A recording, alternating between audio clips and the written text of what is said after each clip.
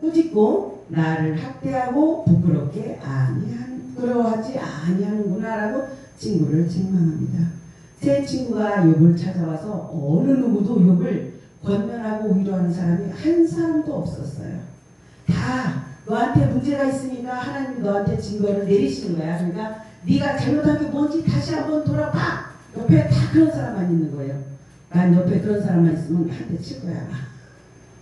아니 내가 힘들고 어려우면 그래 그동안 애썼다 고생했다 우선 그러고서 뭘 해보든지 하지 네가 잘못하니까 하나님이 너를 치는 거야. 그러니까 너들 다시 한번 돌아봐 그러고 얘기를 하잖아요. 오늘 욥기서를 보면서 참 나한테 욥 같은 그런 고난이 닥친다면 나는 그 위기를 어떻게 극복하고 나갈 수 있을까? 내 성질에 욥의 아내처럼 당신이 잘못했으니까 그러니까 하나님 앞에 저주하고 죽으라라고 얘기를 하잖아요. 그 소리를 들으면 나는 어떻게 할까? 이게 맨정신이라고 좀 할 것 같아요. 내가 힘들고 어려울 때 나한테 위로가 되고 권면이 되고 나의 친구가 될 수 있는 사람이 몇이나 있을까? 제가 신학교 다닐 때 나한테 문제가 있을 때 내가 전화를 해서 나 이런 일이 있으니까 나한테 지금 와줘 그러면 도대체 몇 명이나 떼올 수 있을까 하고 생각을 하고 제가 손을 꼽아봤어요. 그랬더니 신학교 때 그때 당시에 한 두세 명쯤 되더라고요. 그런데 저 카메라 수정 다시 해야 돼. 이제 높아져서.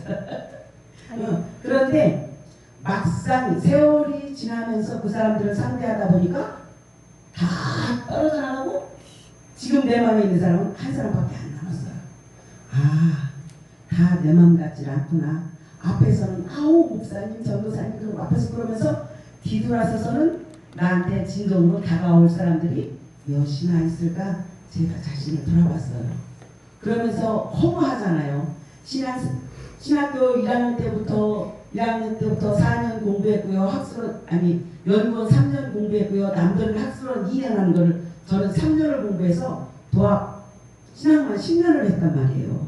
그런데도 나한테 문제가 생겼을 때 달려와줄 동기가 몇 명이나 되겠느냐는 얘기죠.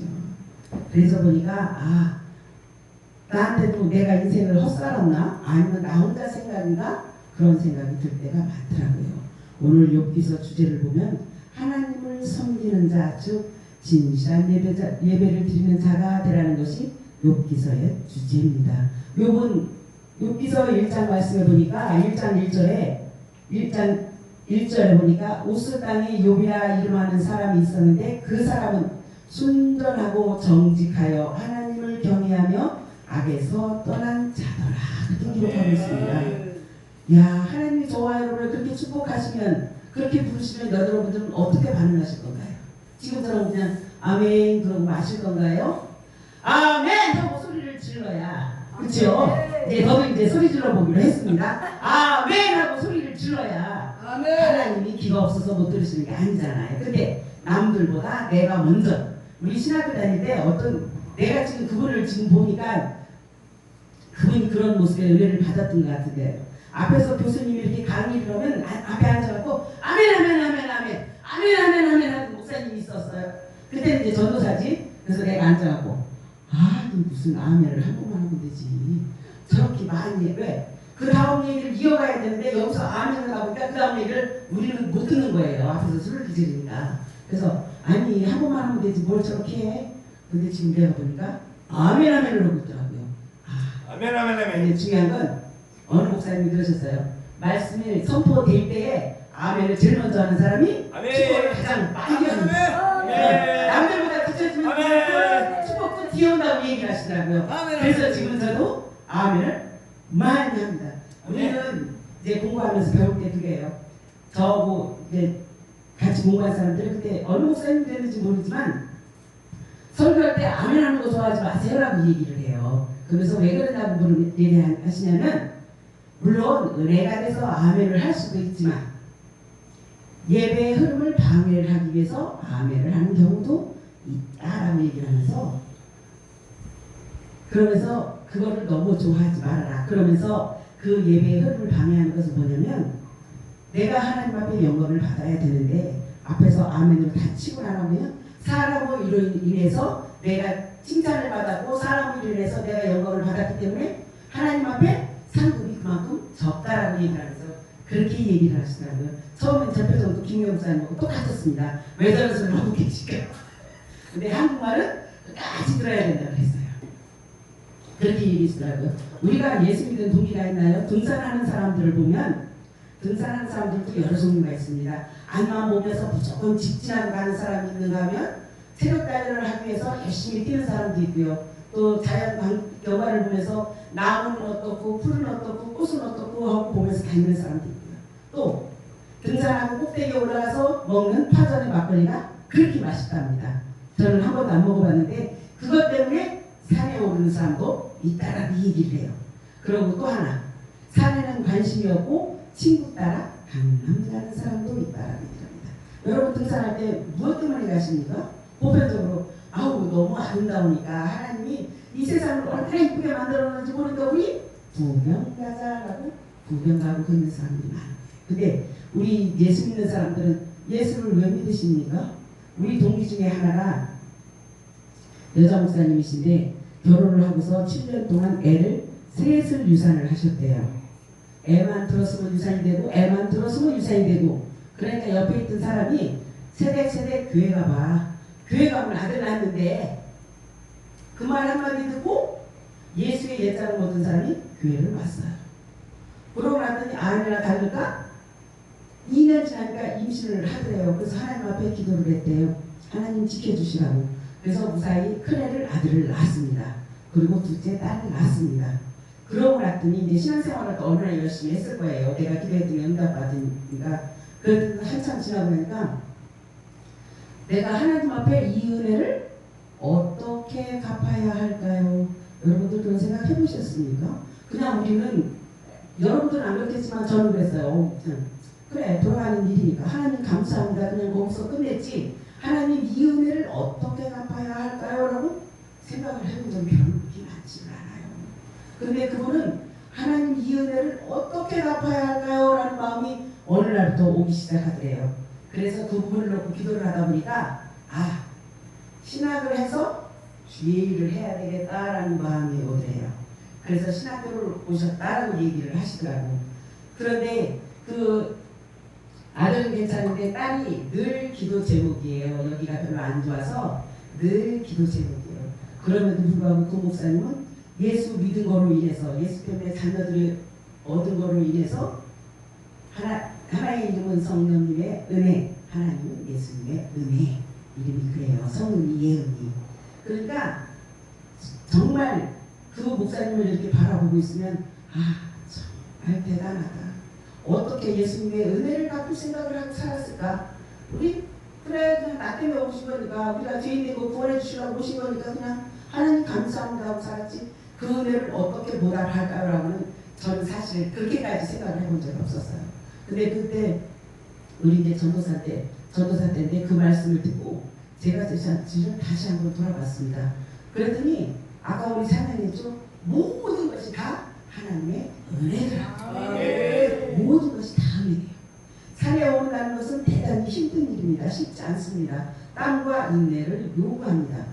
그것은 정복한 후에 후련함, 정상에 서서 밑을 바라봤을 때에 그 앞에 탁 트인 경건과 그 후련함, 또 거기까지 올라간 것에 대한 성취감, 또 마지막에 창조주 하나님께서 이 자연만물을 이렇게 예쁘게 만들어 놓으셨구나. 제가요 신학교 2학년 때까지요 자연만물을 보고서 이쁘다는 생각을 해본 적이 없어요. 그냥 꽃 피었네? 이쁘네. 가을이니까 단풍 들었네? 이쁘네. 그런데 제가 지나가면서 두 가지를 보면 발광을 해요. 대나무하고 무궁화를 보면 발광을 해요. 그 두 가지는 왜 좋은지 몰라요. 거저 좋아요. 보기만 해도 위로가 되고 마음이 편안해지는 것 같아요. 지금은 괜찮아요. 처음 월드컵 공원에 갔습니다. 저 목사님하고 전사님하고 같이 월드컵 공원에 갔는데 거기 대나무가 있고요. 무궁화가 있는데 너무 이쁜 거예요. 근데 내가 어떻게 했어요? 그 두 분 앞에 가려고 정신없어. 나 거기 처음 가는 길이라 길이 좀 먹기 딱 좋아요. 근데 뭐래요? 그거 쳐다보고 서느라고 불러도 못 듣고 정신없이 그것만 쳐다보고 있었을 때가 있었습니다. 근데 그것도 지금은 어느 정도 지나가니까 오 대나무가 이쁘네. 그게 끝. 와 무궁화 폈네? 이쁘다. 끝. 예전에 그 바라보고 너무 이쁘고 너무 사랑스럽고 어째 저렇게 이쁘게 필까 어째 저렇게 그럴까 하던 그 모습들이 가는 곳이 없어지더라고요. 왜요? 내 마음이 그만큼 강팍해지는 거예요. 그게 누가 나를 강팍하게 하나요? 내 자신 스스로가 그런 거예요. 그럼 저와 여러분들 예수 믿은 동기가 뭔가요? 무엇 때문에 예수 믿으셨나요? 세상 우리 처음에 신앙생활할 때 그랬죠. 예수 믿으면 복 받아. 그러니까 교회 가서 예수 믿어. 그래서 또 교회 앞에 나온 사람들이 많았습니다. 전에도 말씀드렸지만 저는 어렸을 때는 신앙생활을 했어요. 근데 이제 학교 졸업하고 직장을 다니면서부터 그 다음부터는 신앙생활을 못했어요. 주일날 출근을 했으니까. 그래서 신앙생활을 못하다가 어느 결혼식에 갔다가 목사님 주의 말씀에 은혜를 받고 예수를 믿기 시작했습니다. 주의 말씀 별다른 거 없어요. 에베소서 5장 22절에서 24절. 아내들아 남편들아 그게 뭐라고 하나님의 때가 되니까 그 말씀을 듣는데 내 마음에 뜨거운 감정이 불이 떠지더라고요. 그래서 그 다음 날부터 누가 교회를 가자고 그런 게 아니라 성령님이 이끌어서 그냥 제 발로 가서 예수를 믿었습니다. 예수를 안 믿었으면 이 험한 세상 어떻게 살았을까요? 성질머리는 더럽죠. 고집은 세죠. 성질은 급하죠. 이야, 또 맞으라고 또 대우받고 잘한 건 있죠. 그러니 누가 감당했겠냐고요. 하나님이니까 감당해서 지금 이 시간까지 만들어 놓으셨지. 하나님이니까 감당해서 제가 처음에 이렇게 다리가 아프고 나서 하나님 원망을 많이 했어요. 아니 돈 좀 벌어보겠다는데 그걸 못하게 하시냐고. 돈을 벌어야 먹고 살고 나도 생활할 거 아니냐고. 근데 그렇게 안 했으면 제가 부흥사일에 부흥자에 기도 안 기울였을 거예요. 부흥에 쫓아다니지도 않는 스타일이고 어디서 세미나 한다 해도 가지도 않는 스타일이에요. 근데 다리를 아프게 해서 주저앉혀놓고 나니까 기도원이 기획을 들어오기 시작을 하고 부흥의 팀이 눈에 보이기 시작하고 들어오기 시작을 하더라고요. 그래서 아 그것도 하나님의 은혜구나. 지금 저 이렇게 서 있는 거요. 그거 정말 하나님의 은혜입니다. 그렇지 않고서는 여기 설 수 없어요. 의사가 그냥 평생 누워서 사십시오 했는데 이렇게 서 있고 이렇게 걸어다니고 저 지금요 약 안 먹습니다. 남들은 6개월에 한 번씩 가서 주사 맞는다는데 저는 그것도 안 해요. 그럼 그만하면 좋은 게 어딨어요. 그만하면 은혜 되는 게 어딨어요. 그게 하나님의 은혜인 거예요. 근데 요번 우리 잘 알다시피 욥기 1장에서 보면 저가 모여서 형제들하고 부모 자식 저기 뭐야 자녀들하고 잔치를 하고 난 후에는 늘 하나님 앞에 예배를 드렸습니다. 우리 잔치하고 나서 이렇게 예배 드리나요? 예전에는 어른들이 집에 오실 때는 명절이고 무슨 기회가 있으면 늘 예배를 드렸어요. 근데 이제 어른들이 안 오시니까 동생들이 있으니까 오면 이것들이 막 이러고 왔다고 피곤하다고 다 쳐져서 다 오자마자 쓰러져 다. 그러면 아니 다른 놈 깨워서 예배 드리자고 할 수 없잖아요. 예수를 안 믿으니까. 어른들이 계실 때는 어른들이 자리를 잡고 있으니까 지들도 어쩔 수 없이 와서 쭉 들어와서 예배를 드려요. 근데 명절 우리 집 풍경을 보면 나는 주방에서 일하고 우리 동생 하나는 거실에서 자고 하나는 작은 방에 들어가 자고 우리 조카 셋은 내 침대를 차지하고 들어가 있고 나는 앉을 데도 없어. 나는 앉을 데도 없어.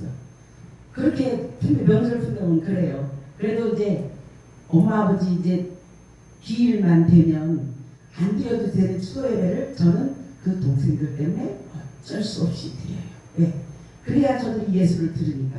그렇지 않고서는 예수를 영접할 기회가 없어요. 어느 누구도 믿는 사람들이 없어서 영접할 기회가 없어요. 그렇기 때문에 제가 부모님 추도 예배 2번은 아주 제사는 길을 쓰고 드립니다. 그럼 우리 동생 지난번에 왔어요. 언니, 얘 5분만 딱 드리자. 10분? 아니 5분만. 15분 드리자고? 아니 5분 만에 끝내자고. 20분 드리자고? 5분이라고 얘기할 때마다 저는 자꾸 뒤로 시간이 가는 거예요. 왜? 평상시는 말을 못하다가고요. 왜 이놈 뭐 마이크만 잡으면 말이 이렇게 많아. 뭔 할 말이 이렇게 많아. 그러니까 그렇게 얘기할 때마다 자꾸 뒤로 자꾸 시간이 가니까 알았어 15분. 니들이 예배하는데 방해 안 하고 잔소리 안 하고 대답만 잘하면 예배는 일찍 끝나. 근데 니들이 중간에 닭담을 넣고 니들 하고 싶은 예배 시간에 잠깐 모르고 자꾸 딴소리를 하니까 예배 시간이 자꾸 길어지는 거야. 그냥 성경 보자면 보고 말씀 듣자면 듣고 찬양하면 찬양하면 거기서 끝나. 그렇지 않고 니들이 자꾸 단서를 붙이니까 예배가 길어지지. 그랬더니 그 다음부터는 아주 일절했어요. 너무 꼭담을 붙여서 문제지 아주 일절했어요. 내가 찬송은 좀 아니까 동생들한테 찬송은 아니까 좀 따라하지. 그래도 신앙생활이 오래됐어도 머릿속에 찬송은 남아있으니까 찬송은 따라하더라고요. 요즘에 보니까 우리의 삶은 한치 앞을 알 수가 없습니다. 등산하는 산길도 올라가다 보면 등산로가 있다 해도 그 앞에 무엇이 도사리고 있을지 아무도 알 수가 없어요. 그런 길은 안내자의 도움이 필요합니다. 우리의 삶도 마찬가지예요. 우리의 삶을 책임지시고 인도하시는 분이 성령님이시잖아요. 모든 처소처소에 항상 위험이 도사리고 있습니다. 저와 여러분을 언제든지 무너뜨리려 하고 잡아뜨리려 하고 하려고 사단은 늘 발톱을 곤두세우고 저와 여러분들을 지켜보고 있다는 말씀입니다. 그렇기 때문에 저와 여러분들 행동을 경고망동하지 말라라고 얘기를 합니다. 믿는 자의 돈이 되어야 된다라고 얘기를 합니다. 왜? 목사인데 목사답게 살아야 된다라고 얘기를 합니다. 이름은 목사라고 얘기를 하면서 평신도 만도 못하면 그게 무슨 덕이 되고 무슨 의미가 있나요? 그래서 요즘에는 많은 사람들이 한치 앞으로 볼 수 없는데도 불구하고 세상 사람들이나 믿는 사람들이나 천리를 내다본다라고 큰소리치며 산다라고 얘기합니다. 그런 사람들을 도는 사람이라고 얘기하는 그래서 말을 주의하고 도사라고 부른대요. 그래서 뭐에 붙여 있느냐? 돌아버린 사람의 준말이 도사랍니다. 세상 사람들은 요즘 마약에, 담배에, 술에, 도박에, 여자에, 게임에, 핸드폰에 모든 것들에 다 물들어 있습니다. 그럼 저와 여러분 어디에 물들어 있습니까? 어디에 물들어 있어요? 저와 여러분들은 예수에 물들어 있어야 돼요. 네. 그래야 내 삶을 살아요. 네. 요즘을 이렇게 하나님께서 나를 이끌어가시는 모습을 보면서 아 내가 하나님 앞에 순종을 하니까 김경우 선생님들 얘기하셨어요. 내가 하나님 앞에 순종을 하니까 자녀들이 성도가 잘 따라오고 순종 잘하더라. 네. 요즘 우리 아들 보니까 그래요. 우리 아들이 지난번에 말씀드렸죠. 엄마 나갔다 올게. 수고해서 밥 먹자. 엄마 춥게 들어가. 우리 아들을 보고 살았어요. 근데 제가 월요일날 강화를 갔다 오는데 옷이 올랐는지 여기가 지금 뚜뚜뚜뚜뚜 해요. 근데 내가 생전 아파도 우리 아들한테 아우 엄마 힘들어서 그러고도 가끔 어지 아프다 소리 잘 안 해요. 근데 내가 그날은 엄마 여기 좀 만져봐. 그랬더니 딴데 가더라고. 그러고 바로 쑥 들어갈 텐데 만져보더라고요. 그랬더니 엄마 왜 그래? 그래서 아니 이게 습진인지 옷인지 잘 모르겠어. 그랬더니 우리 아들이 병원 가야지. 병원 가. 그러더라고요. 아니 오늘 저녁 자보고 내일 아침에 들어오면 병원 가지. 그랬더니 아침에 와. 그래서 엄마 좀 어때? 그러더라고요. 내가 괜찮은 것 같은데 좀 심하면 병원을 한번 가보고. 그런데 지금은 많이 괜찮아졌습니다. 월요일날 저녁에 강화 갔다 왔는데 씻고 들어갔는데 여기가 다 가려운 거예요. 그래서 이 손을 이렇게 하니까 간지러우면 가려지는데 아파서 밀 수가 없어.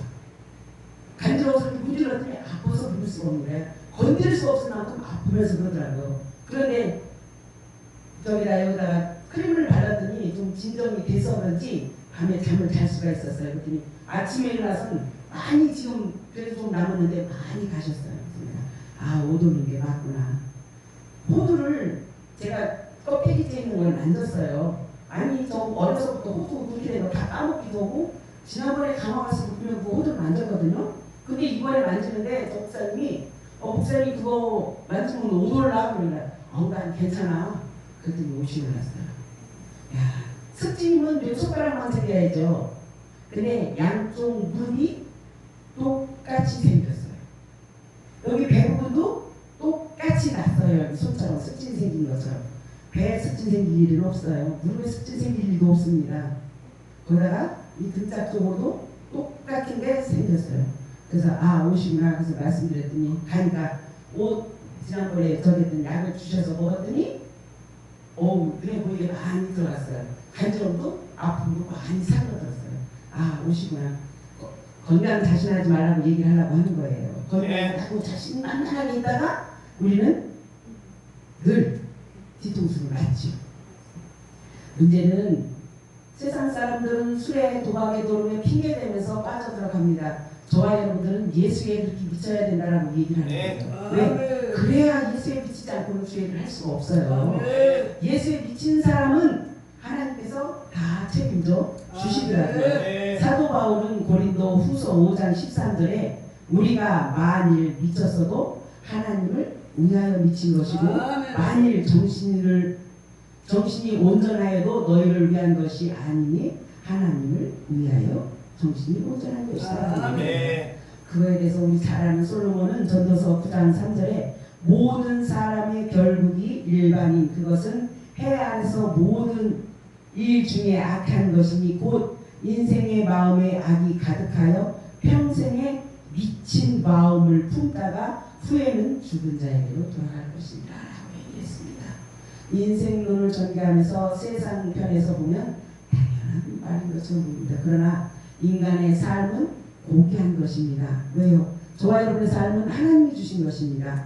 더욱이 믿는 자의 삶은 마치 엄청난 보화가 매장된 것을 보유하고 있는 금맥과도 같은 삶을 사는 것이 하나님 중심의 삶을 사는 저와 여러분들입니다. 인간의 삶이 순수를 잃어버린 결정적인 동기는 고난에 의해서 온다라고 얘기를 합니다.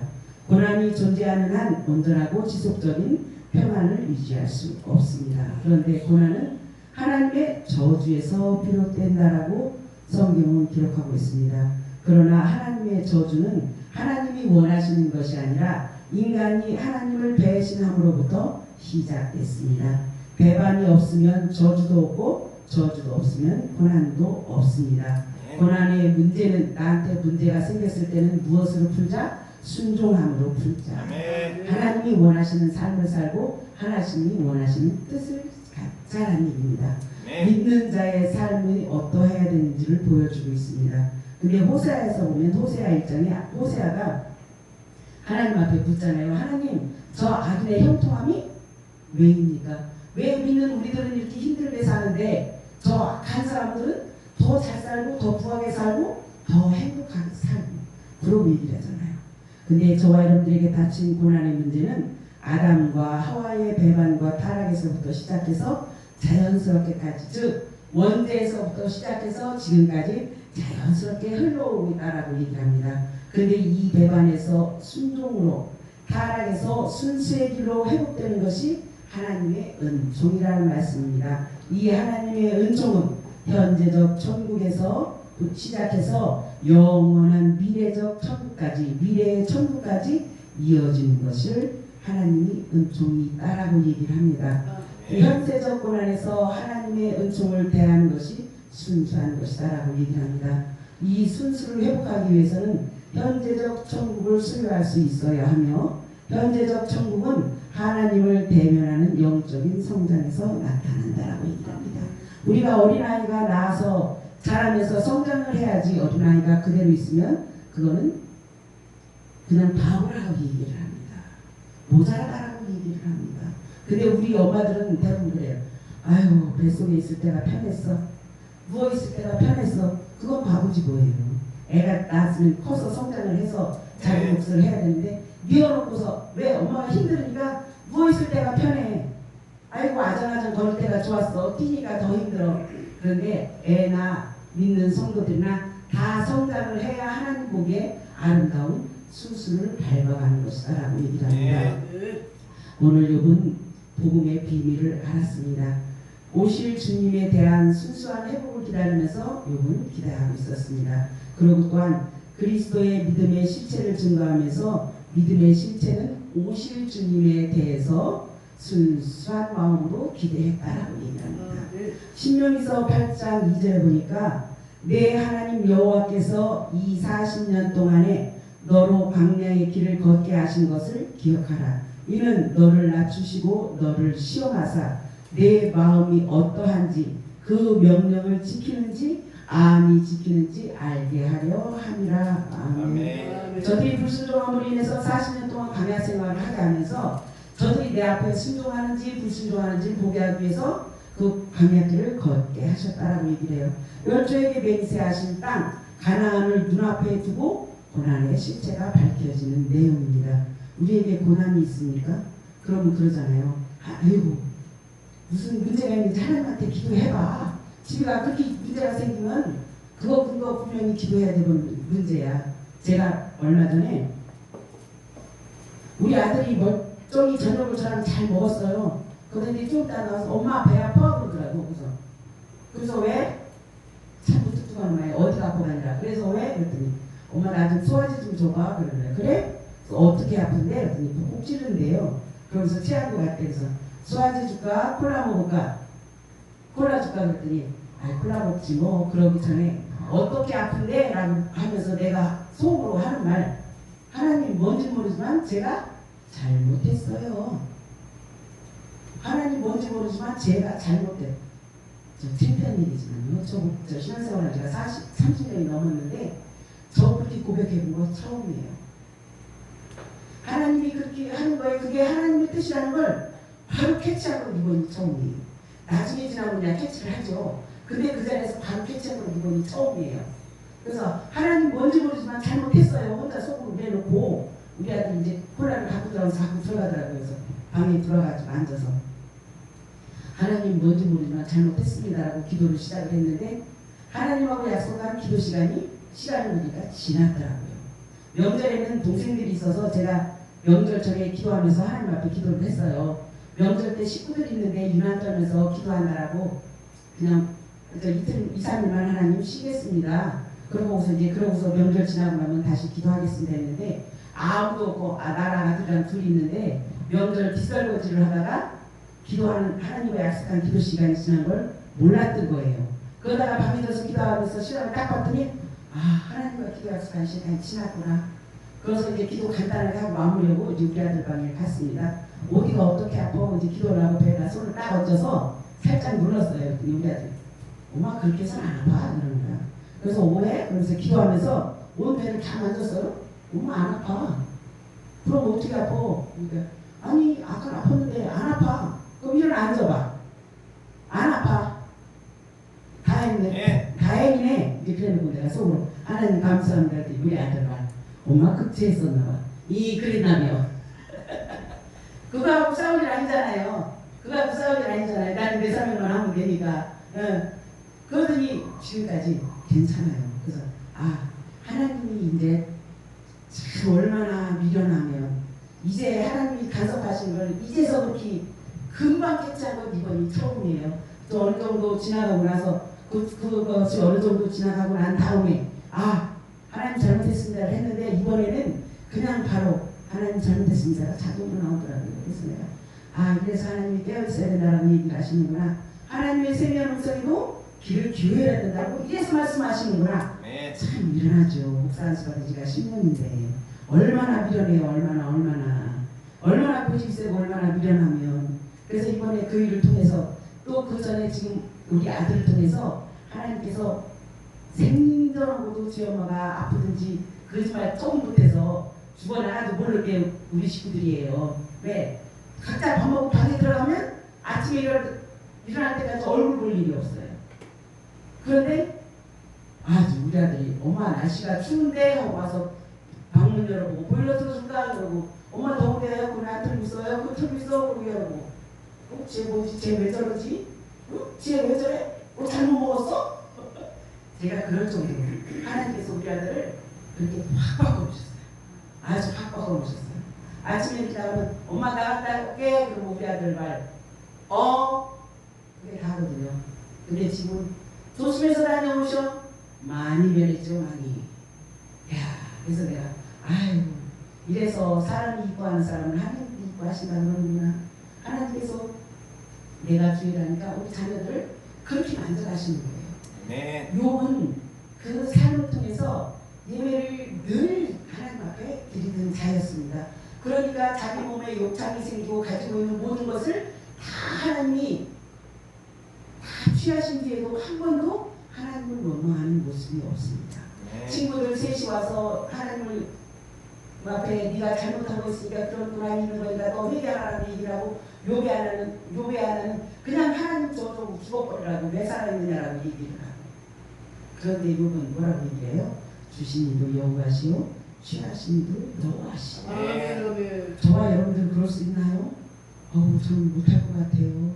제가 요즘 여기서를 보면서 이야, 하나님이 왜 저를 온전한 자고 순전한 자라고 했는지 실감이 나더라는 얘기예요.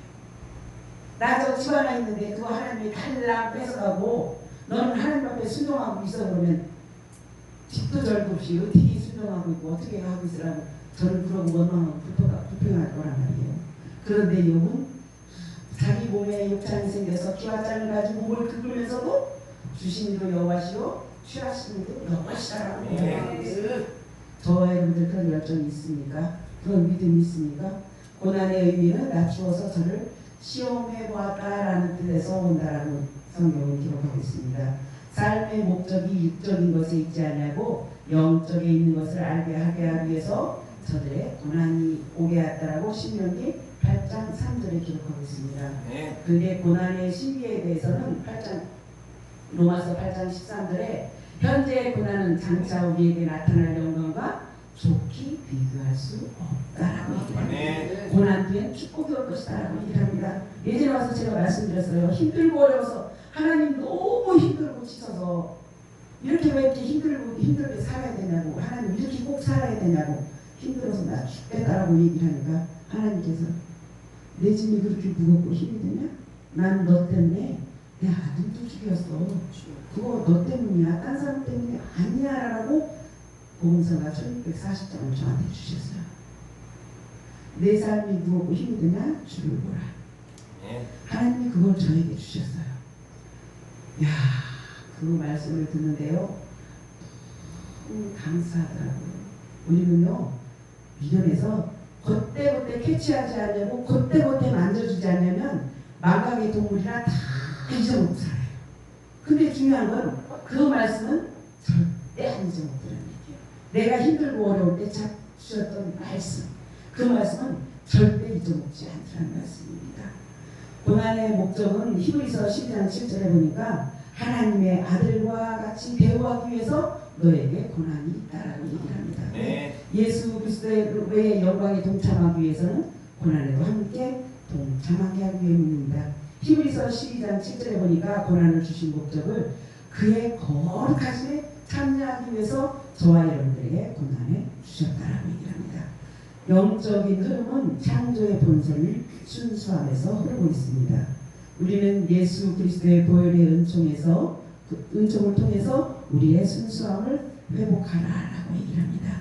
네가 어린아이와 같이 되려면 예수 그리스도의 보혈의 피를 의지해야만 가능하다라고 얘기를 합니다. 욥기서 1장 8절이나 2장 3절에 보니까 순전하고 정직하여 하나님을 경외하며 악에서 떠난 자가 욥이다라고 성경은 기록하고 있습니다. 신약 성경의 마태복음 10장 16절에 뱀같이 지혜롭고 비둘기같이 순전해야 된다라고 얘기를 합니다.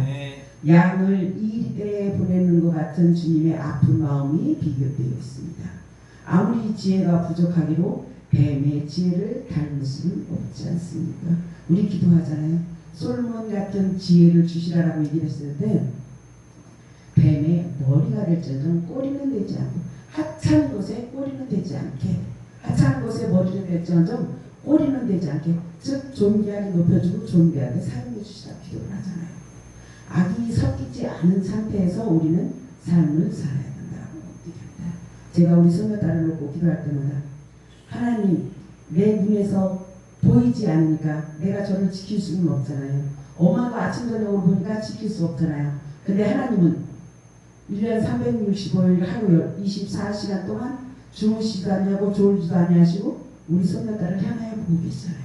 그래서 제가 하나님 앞에 졸지도 아니하고 주무시지도 아니하시는 하나님, 우리 손녀딸을 24시간 불꽃 같은 눈동자로 지켜주셔서 믿음의 선후배를 통해서, 믿음의 선생님을 통해서 제가 예수 그리스도를 아는 자로 성장하게 하시고 예수 그리스도의 앞에 영광을 올려드리는 자녀로 성장하게 돼서 그 가정이, 그 아이를 통해서 그 가정이 우상이 무너지고 믿음으로 하나 되는 가정 되게 해달라고 놓고 기도를 합니다.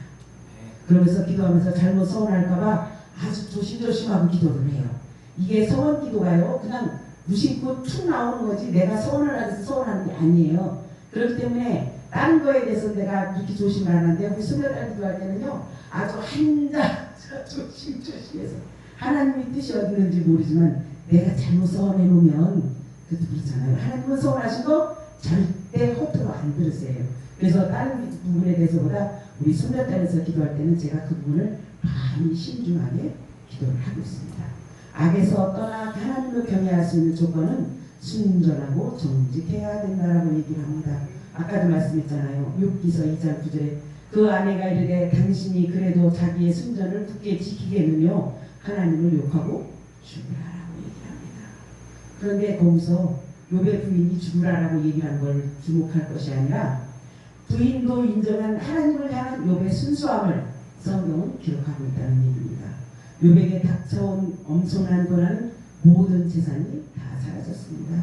눈에 넣어도 보기만 해도 큰 금품이 되었던 착하고 믿음 좋은 자녀들이 죽었습니다.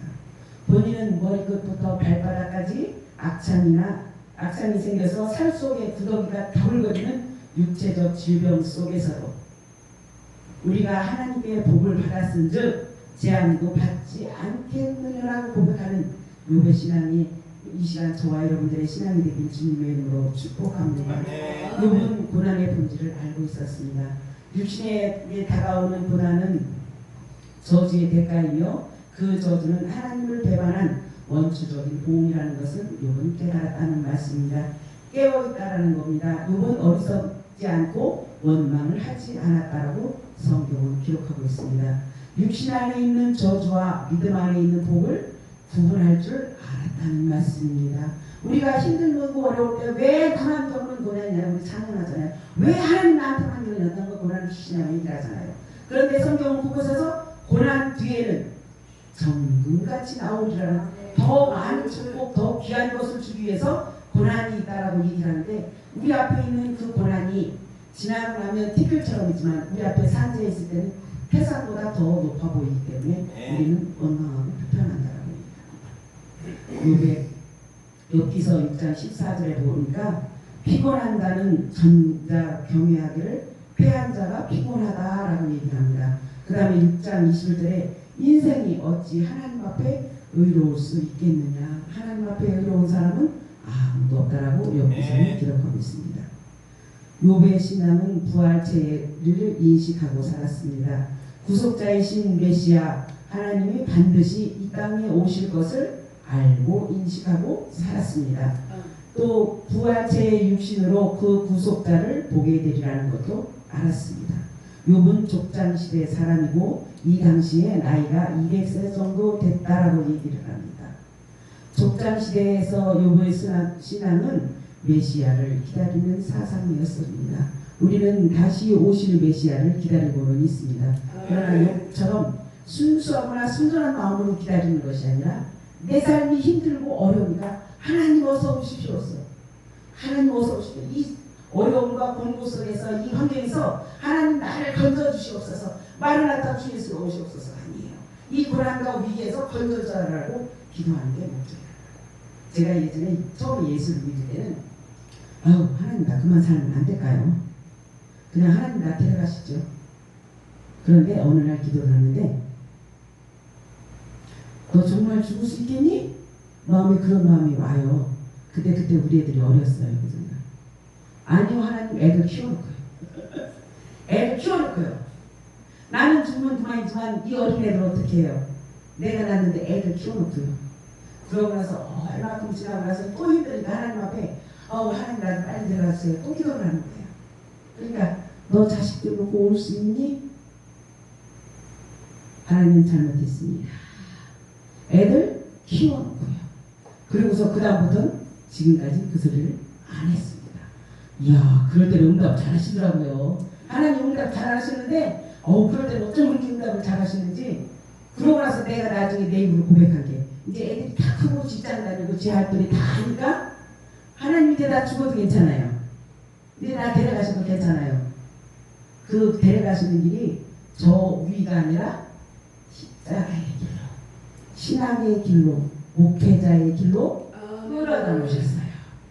이야 참 우리 하나님의 섭리는 정말 놀라워요. 아무도 한 치 앞도 볼 수 없는데도 불구하고 하나님은 우리의 모든 것을 다 꿰고 계시다는 거 우리는 알고 있잖아요.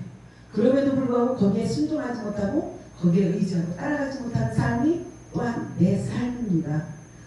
저는 욥기 시대에는 기본적으로 샤머니즘 신앙에 젖어 있을 당시의 배경에서 인간의 실존을 이해해 주신 하나님의 주권사장이 저들 삶 가운데 고난을 창조의 고난으로 풀어간 욥의 신앙은 철저히 하나님께서 개입하시면서 영감에 의해서 욥기서를 기록했다라는 얘기를 합니다.